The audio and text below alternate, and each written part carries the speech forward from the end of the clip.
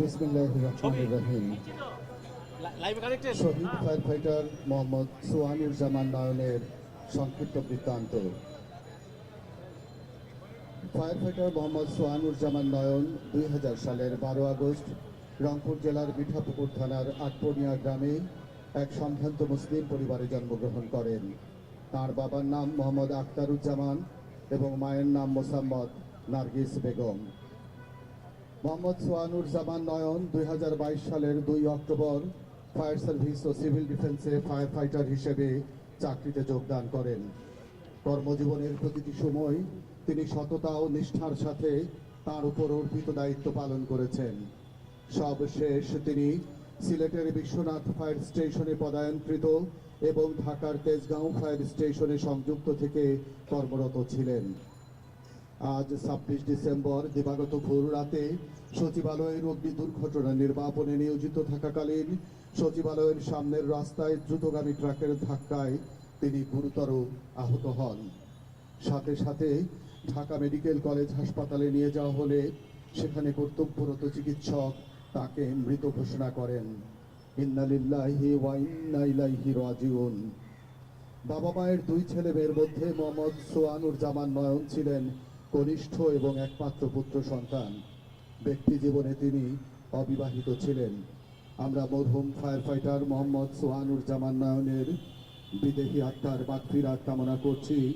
তার শোক সন্তপ্ত পরিবারের প্রতি রইল আমাদের গভীর সমবেদনা। ফায়ার সার্ভিস ও সিভিল ডিফেন্স অধিদপ্তর 26 ডিসেম্বর 2024।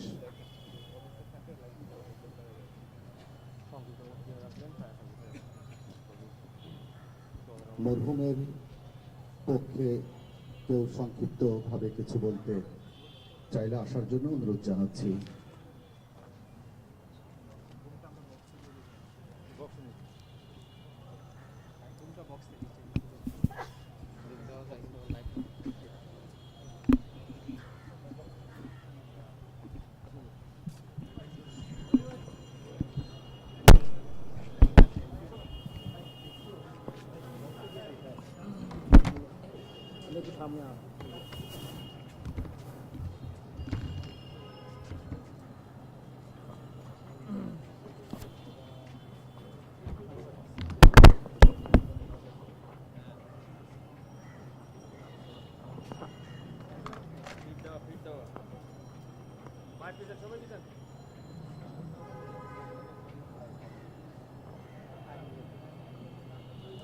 আসসালামু আলাইকুম ওয়া রাহমাতুল্লাহি ওয়া বারাকাতুহু।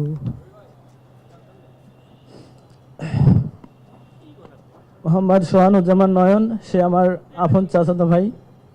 সে 2022 সালের অক্টোবর মাসের 2 তারিখে জয়েন করেছে। তারপর সে ঢাকায় ট্রেনিং করার পরে সিলেটে জয়েন করেছে। সে ঢাকার বাইরে ছিল, সিলেটেই ছিল।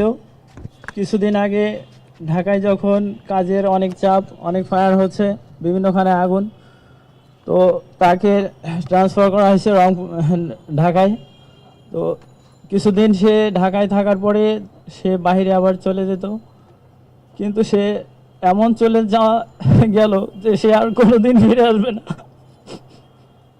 সে কয়েকদিন আগে তার সাথে আমার কথা হয়েছে, তার অফিসে আমার যাওয়ার কথা ছিল, আমার রাত হয়ে গেছিল, আমি তার কাছে যাইতে পারিনি। পরে বলছি যে আমি আরেকদিন তোর কাছে চলে আসবো, কিন্তু শেষ দেখাটা আমার তার সাথে হলো না। এখানে আমার অন্তর থেকে যে জিনিসটা আমাদের পরিবারের পক্ষ থেকে সবার যেটা কষ্ট হচ্ছে, সেটা হচ্ছে যে তার এই সময় চলে যাওয়াটা আমরা কোনোভাবে মেনে নিতে পারতেছি না। কিন্তু মহান আল্লাহ তাআলার ইচ্ছা, সে পৃথিবীতে আল্লাহর হুকুমে এসেছেন, আল্লাহ তাআলার হুকুমে সে দুনিয়া থেকে চলে গেলেন। কিন্তু আমাদের আফসোসের জায়গাটা এখানেই থেকে গেল যে বাংলাদেশে প্রশাসনিকভাবে সে কাজ করা অবস্থায় সে একটা যুদ্ধে গেল, কিন্তু সেই যুদ্ধে শুরু করার আগে সে যুদ্ধে যাওয়ার পথেই সে চলে গেল। এখানে আমাদের কষ্টটা, এখানে কেন রাস্তায় পুরোপুরি সেফটি করা হলো না, কেন রাস্তা ব্লক করে তাকে সেফটি দেওয়া হলো না। এর পরবর্তীতে এই ধরনের নিরাপত্তার যেন ঘাটতি না থাকে, আমরা মন্ত্রণালয় সরকারের সবার কাছে আমরা করজোড়ে অনুরোধ করি যেন এই ধরনের অবস্থা যেন সোহানুজ্জামান নয়নের ক্ষেত্রে যেমনটা হয়েছে এরকম যেন আর কারো ক্ষেত্রে না হয়। সবাই ওর সাথে যারা ছিলেন, তাকে যারা চেনেন জানেন, সবাই এখানে যারা উপস্থিত আছেন সবাই তার জন্য বিদেহী আত্মার জন্য মাগফিরাত কামনা করবেন, সবাই দোয়া করবেন। ভালো থাকবেন। আসসালামু আলাইকুম। আসসালামু আলাইকুম। আমি রকিব মাসুদ, শিক্ষার্থী, ঢাকা বিশ্ববিদ্যালয়, এবং আমার বাসা মিঠাপুকুরে। যখন অগ্নিকাণ্ড শুরু হয় আমরা ফেসবুকে যখন লেখালেখি দেখি, তখন আমরা কিছু স্টুডেন্ট আমরা ইনস্ট্যান্ট ওখানে সচিবালয়ের সামনে যাই। যাওয়ার পরে যে ওখানে দায়িত্বরত পুলিশ যারা ছিল তাদেরকে আমরা বারবার হচ্ছে বলছি যে আপনারা যেহেতু কাজ হচ্ছে আপনারা দুই পাশের লাইন দুইটা বন্ধ করে দেন, কারণ এনাদের তো সেফটির দরকার। কিন্তু পুলিশ তাদের পক্ষ থেকে কোনো পদক্ষেপ গ্রহণ করেনি এবং তারা এমন একটা ভাব গ্রহণ করেছে যে তারা কিছুই জানে না, জাস্ট আছে। যখন সোহানুজ্জামান ভাই যখন রাস্তা ক্রস করছিল তার পাইপ নিয়ে, আর আমার দেখা মতো আমি যেহেতু ওখানে ছিলাম, যে সব থেকে কর্মতৎপর ব্যক্তিটা ছিল হচ্ছে সোহানুর ভাই, মানে দেখার সময় নাই তার কথা যে আমি আগুন, মানে তার মাইন্ডসেট হয়তো ভাই এমন ছিল। তো রাস্তা যদি বন্ধ করা থাকতো, পুলিশ যদি আমাদের সাধারণ মানুষের একটা কথা শুনতো বা একটা ন্যূনতম কমন সেন্স থাকে যে এখানে কাজ চলতেছে, তারা রাস্তা বন্ধ করলো না। এবং যখন আহত হলো এবং ওখানে তো স্পটেড হওয়ার পরে তারা রাস্তা বন্ধ করলো। আমার কথা হচ্ছে তারা রাস্তাটা যে বন্ধ করলো, তারা 5 মিনিট আগে রাস্তাটা বন্ধ করলো না কেন? 5 মিনিট আগে যদি রাস্তাটা বন্ধ করে তাহলে আমার ভাইকে তো আজকে হারাতে হতো না। এটা অন্যতম একটা গাফিলতি। এটা আমি মনে করবো যে স্বরাষ্ট্র উপদেষ্টার সম্পূর্ণ ব্যর্থতা। দ্বিতীয়ত, যে সোহানুজ্জামান পরিবারের দুইজন সদস্যের মধ্যে অন্যতম একজন, আর তার বড় বোন, এবং পরিবারের হাল ধরেছিল সোহানুজ্জামানই। কিন্তু দুঃখের বিষয় যে 2 বছরও পরে সে দুনিয়ার মায়া ত্যাগ করে চলে গেল জাস্ট প্রশাসনের ব্যর্থতার জন্য। আমরা চাই না যে আমার কোনো ভাই এভাবে অকালে চলে যাক কারো দায়িত্বহীনতার জন্য। যেহেতু 2 বছর চাকরি করার পরে সে চলে গেল আমাদের ছেলে, তার পরিবারের ভরণ পোষণ আমি মনে করি বা আমার দাবি এবং আমার চাওয়া সরকার থেকে বহন করা দরকার এবং তার পরিবারকে সর্বোচ্চ সাপোর্ট দেওয়া দরকার। কারণ সে তো প্রশাসনিক কাজে বা দেশের কাজের জন্য শহীদ হয়ে গেছে। কারণ যাদের রক্তের বিনিময়ে আমরা দেখেছি যে স্বরাষ্ট্র উপদেষ্টা আমাদের যে ভাইয়ের রক্তের উপর দাঁড়িয়ে বা তার রক্তের মাধ্যমে যে চেয়ার, যাদের যাদের আক্রমণে আমার ভাইয়েরা শহীদ হয়েছিল তাদেরকে এখন পর্যন্ত তিনি বিচারের আওতায় আনতে পারে নাই। আবার উনি বলে কি যে ওবায়দুল কাদের দেশে ছিল আমি জানি না, যে তারও কিন্তু একটা দায়িত্বহীনতার পরিচয় তিনি ইতিমধ্যে দিয়েছে। আবার সচিবালয়ের মতো একটা জায়গাতে অগ্নিকাণ্ড ঘটবে, এটা দুঃখজনক। আর যেহেতু আমি সর্বশেষ শহীদের মাগফিরাত কামনা করে আমার বক্তব্য শেষ করলাম এবং আমি চাইবো আমার ভাইয়ের পরিবারের সম্পূর্ণ দায়িত্ব সরকার এবং প্রশাসন নেবে। এবং যারা আমার ভাইয়ের সাথে আপনারা কর্মরত ছিলেন তাদের যদি কোনো চাওয়া পাওয়া থাকে বা কোনো অভিযোগ থাকে, রাগ থাকে, আপনারা মাফ করে দেবেন। আর কারো লেনদেন যদি থাকে আপনারা পরিবারের সাথে যোগাযোগ করবেন বা আমার সাথে যোগাযোগ করবেন। আমরা প্রমাণের সাপেক্ষে আমরা তার দেনা পাওনা পরিশোধের সর্বোচ্চ চেষ্টা করব।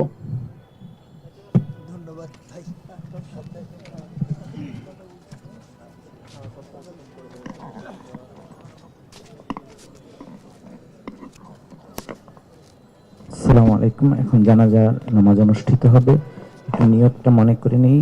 নাওয়াইতু আন ওয়াজ্জা লিল্লাহি তাআলা আরবাআ তাকবীরাতি সালাতিল জানাজাতি ফরদুল কিফায়াতি আসসালামু লিল্লাহি তাআলা ওয়াসসালাতু আলান নবী ওয়াদ দুআউ লিহাদাল মাইয়িত ইত্তাবাইতু বিহাদাল ইমাম মুতাওয়াজ্জিহান ইলা জিহাতিল কাবাতিশ শরীফাতি আল্লাহু আকবার। অথবা বাংলায় একটু মনে করতে পারি এই মাইয়াতের জন্য তার তাকবীর সহ ফরদুল কিফায়ার জানাজার নামাজ শুরু করছি। আল্লাহু আকবার।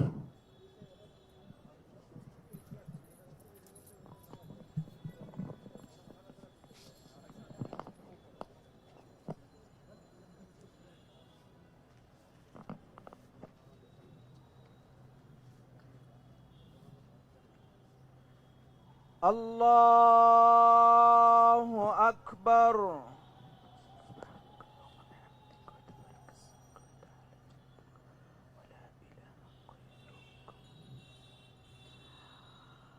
আল্লাহু আকবার।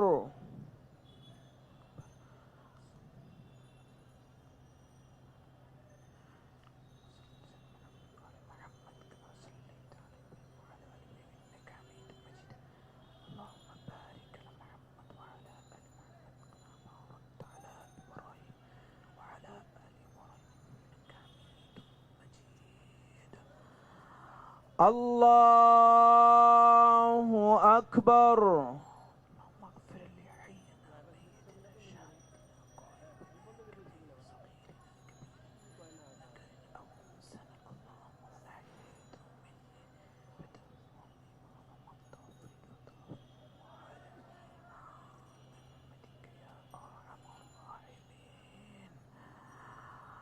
আল্লাহু আকবার। আসসালামু আলাইকুম ওয়া রাহমাতুল্লাহ। আসসালামু আলাইকুম ওয়া রাহমাতুল্লাহ।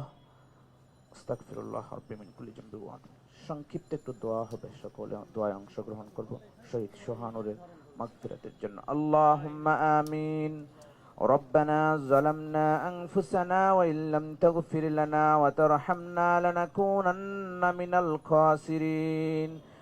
আল্লাহ তাআলা বাংলাদেশ ফায়ার সার্ভিসের একজন অগ্নিযোদ্ধা